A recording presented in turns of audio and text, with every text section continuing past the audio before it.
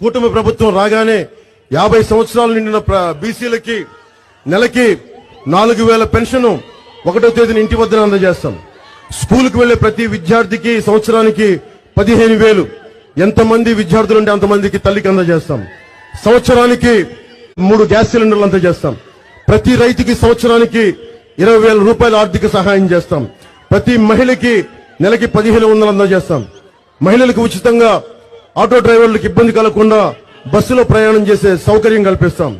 పేదల కడుపు నింపడానికి అన్న క్యాంటీన్లే కాకుండా మనకి తూర్పుగోదావరి జిల్లా అమ్మ సీతమ్మ మాకు అన్నం కావాలంటే లంక గ్రామాల నుంచి వస్తే అవి అర్ధరాత్రి పూట అపరాత్రి లేకుండా వండి పెట్టే డొక్కా సీతమ్మ క్యాంటీన్లను ప్రారంభిస్తాం.